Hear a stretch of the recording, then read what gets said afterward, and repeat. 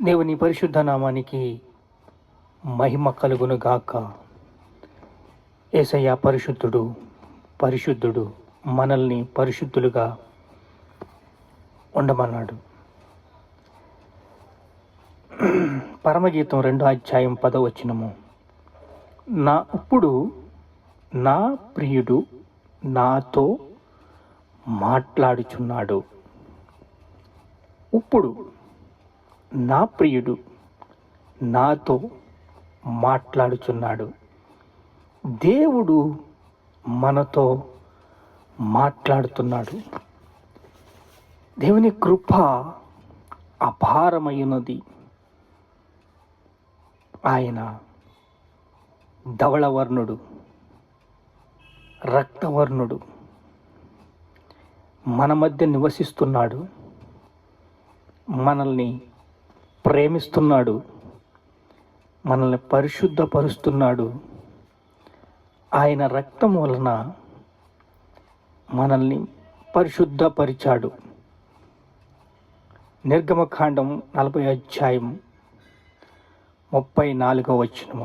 యెహోవా తేజస్సు మందిరమును నింపెను. అప్పుడు మేఘము ప్రత్యక్ష గుడారమును కమ్మగా యెహోవా తేజస్సు మందిరమును నింపెను. ఆ మేఘము మందిరము మీద నిలుచుట చేత మందిరము యెహోవా తేజస్సుతో నిండెను.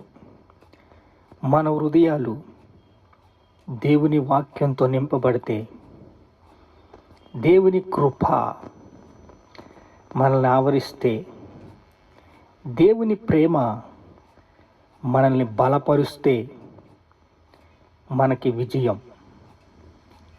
దేవుడు మనల్ని శత్రు బలమంతటి మీద నీకు అధికారం ఇస్తానని వాక్కిచ్చాడు. ఆ వాక్కుని మన హృదయంలో పెట్టుకున్నట్లయితే యుద్ధాలు చేయిస్తాం. నా ప్రియుడు నాతో మాట్లాడుచున్నాడు అంశము. దేవుని ప్రేమ నిత్యమైందిగా ఉంటుంది, నిత్యత్వానికి నడిపిస్తుంది. నిత్యము ఆయన మనల్ని వాష్ చేస్తున్నాడు, మనల్ని పరీక్షిస్తున్నాడు, ప్రేమిస్తున్నాడు కూడా. సహాయం కొరకు కనిపెడితే శోధన నుండి తప్పించబడతారు. శోధన బహు భయంకరమైంది. శోధన సహించువాడు ధన్యుడు. యాకోబు రాసిన పత్రిక 1:12 వాగ్దానము మనకున్నాయి. శోధన నుంచి తప్పించుకోబడితేనే మనకున్న శోధన గెలుస్తాం. అగ్ని బాణాలు అపవాది మన మీద తరచూ వేస్తూ ఉంటాడు. పాయింట్ చూసుకుని మన మీద వేస్తాడు. అగ్నిబాణము నిన్ను తాకినప్పుడు నువ్వు విలవిలవిల్లాడిపోతావు. శోధన నిన్ను తాకినప్పుడు ప్రార్థన, దేవా నాకు సహాయం చేయండి అని ప్రార్థన చేసినప్పుడు దేవుడు ఆయన బలమైన హస్తముతో నిన్ను కాపాడుతాడు. అగ్నిబాణాల నుంచి నిన్ను కాపాడి నిన్ను రక్షించి తన వాక్కునిచ్చి నిన్ను బాగు చేస్తాడు. ఓర్పు నిరంతరము సహిస్తుంది. నిరంతరము ఓపిక అనేది చాలా బలమైన ఆయుధం. అది మన హృదయంలో దేవుడు వాక్యం మాత్రమే ఇవ్వగలదు. హృదయంలో దేవుని మాటలు ప్రయాణించినట్లయితే అదేనండి, మీ హృదయంలో దేవుడి మాటలు ప్రయాణించినట్లయితే ఆదరణ దొరుకుతుంది. ఇప్పుడు నా ప్రియుడు నాతో మాట్లాడుచున్నాడు. ఆత్మ నింపుదల. ఆత్మ నింపుదలతో ప్రభు మనతో మాట్లాడతాడు. దేవుడు మనుషులతో మాట్లాడతాడా? మాట్లాడతాడు. నివాసం కూడా చేస్తాడు. విశ్వాసంతో ముందుకు సాగండి. ప్రభు మనల్ని దర్శిస్తాడు. పరమగీతం 5వ అధ్యాయం 10వ వచనంలో చూస్తే, నా ప్రియుడు ధవళవర్ణుడు, రక్తవర్ణుడు, 10,000 మందిలో అతనిని గుర్తించవచ్చును. అతని శిరస్సు అపరంజి వంటిది, అతని నేత్రములు నది తీరములుండు గువ్వవలే కనబడుచున్నవి. ఆత్మ నింపుదల. ఆత్మ నింపుదల అంటే మీ బాధలు, కష్టాలు, ఇరుకులు, ఇబ్బందులు అన్నీ తొలగిపోతాయి. కరువులు, అప్పులు. మరి వాడు టార్చర్, అపవాది శత్రువు ఎప్పుడు ఎక్కడ దొరుకుతారా అని, ఎవరిని మింగుదామా అని గర్జించు సింహం వలె తిరుగుచున్నాడు. ఎవరిని పాడేయాలి? యేసుక్రీస్తు వారిని అరణ్యంలో కొనిపోయాడు.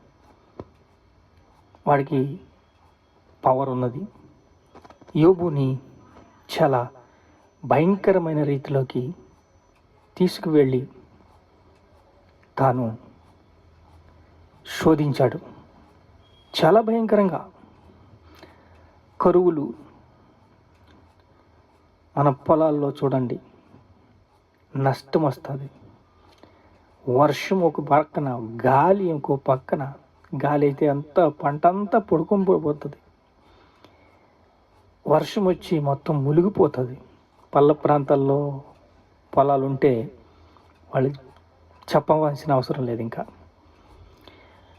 నా వారే నన్ను నిందిస్తున్నారు. ఇదంతా నష్టం. అప్పులు, కరువులు, ఆకలి మంటలు. ఈ టైంలో దేవుడు, ఇప్పుడు నా ప్రియుడు నాతో మాట్లాడుచున్నాడు. దేవుడు మాట్లాడినప్పుడు మీ హృదయాలు కట్టబడతాయి. నా వారే నన్ను నిందించుచున్నారు, నా వారే నన్ను నిందించుచున్నారు, వెలివేస్తున్నారు.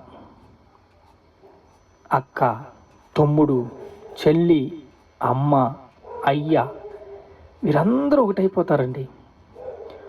ఒక్కరు బాప్తీసం తీసుకుంటారు ఇంట్లో. నువ్వు బాప్తీసం తీసుకున్నావా? బైబిల్ చదవకూడదు, చర్చికి వెళ్ళకూడదు.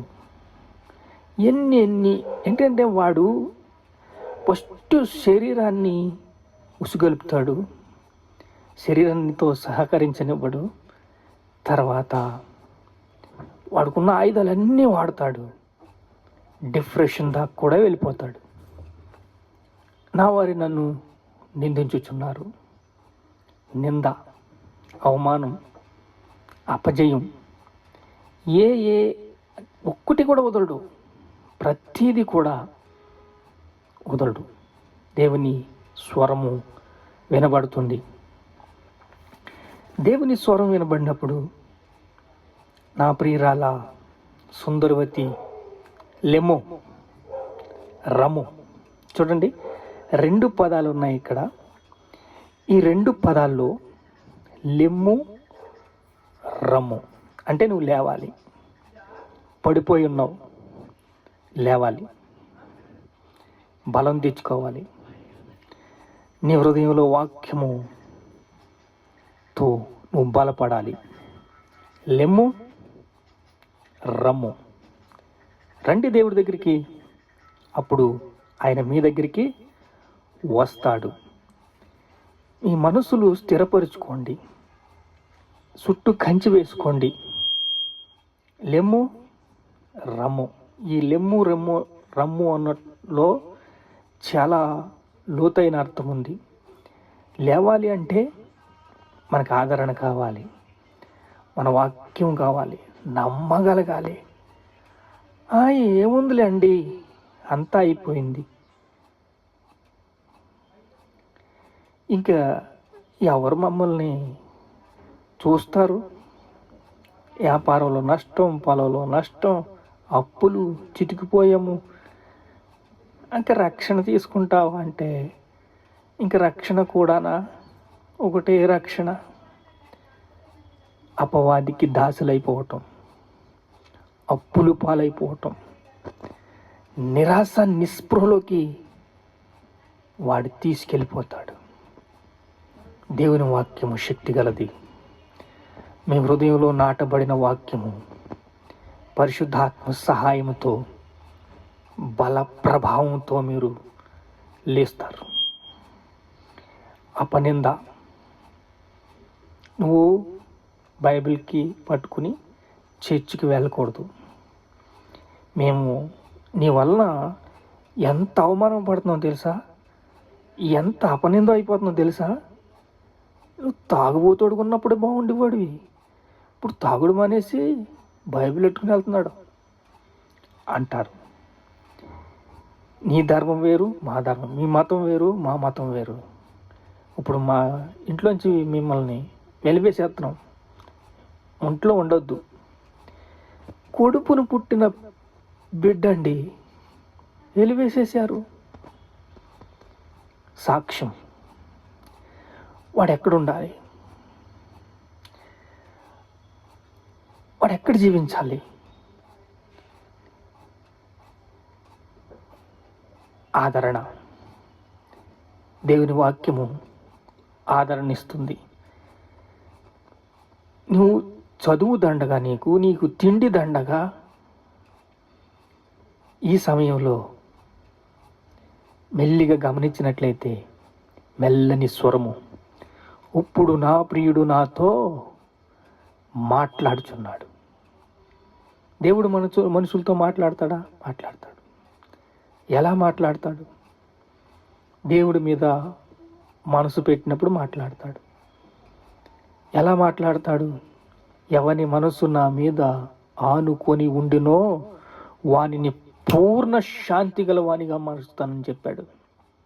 వాగ్దానం చేసిన వాడు నమ్మదగిన వాడు, ప్రతి ఒక్కరికి అండగా ఉన్నాడు, ఆదరణగా ఉన్నాడు. అన్ని విషయంలో కృప, ప్రేమ, దయ, కనికరము అన్నీ కూడా ఇచ్చి అతను శిరస్సు అయి ఉన్నాడండి. అతను యుగ సమాప్తి వరకు మనకు మాట ఇచ్చాడు ఉంటానని. ఆత్మను ఆర్పకుడి, నీతికి దాసులై ఉండండి. ప్రార్థన చేసుకుందాం. మహాపరిశుద్ధుడైన తండ్రి, ఆత్మ నింపుదలతో, పవిత్రాత్మతో మాతో మాట్లాడు. పరిశుద్ధాత్మ బలముగా ఆయన మమ్మల్ని బలపరిచి, స్థిరపరిచి, సిద్ధపరిచి, ఇప్పుడు నా ప్రియుడు నాతో మాట్లాడుచున్నాడు. అయ్యా, మీకు స్తోత్రాలయ్యా. ఎంతో ఖర్చు అయింది మమ్మల్ని రక్షించడానికి, ప్రాణమే పెట్టవలసి వచ్చింది, అయినా వెనకాడలేదు. అయ్యా, నీ కుమారుని ఇచ్చేసి నీవు మాకు సమస్తము ఇస్తావు, మేము నమ్ముచున్నాము. నా ప్రియుడు నాతో ఇప్పుడు మాట్లాడాడు. ప్రభువా, నీకు స్తోత్రాలు, స్తోత్రాలు, స్తోత్రాలు. నీ మాటను మేము లక్ష్య పెట్టమయ్యా. మాలో అసూయ, మాలో కోపం, మాలో ద్వేషం, మాలో పగ, మాలో గర్వం నేను లక్ష్య పెట్టమయ్యా. కళ్ళారా చూచి, చెవులారా విని, అయ్యా మేము తప్పిపోతున్నామే, క్షమించయ్యా, క్షమించయ్యా, కరుణించయ్యా. నీకే స్తోత్రాలు, స్తోత్రాలు, స్తోత్రాలు, స్తోత్రాలు, స్తోత్రాలు. ఘనత, మహిమ, ప్రభావాలు మీకే చెల్లిస్తున్నాము తండ్రి. ఆమేన్.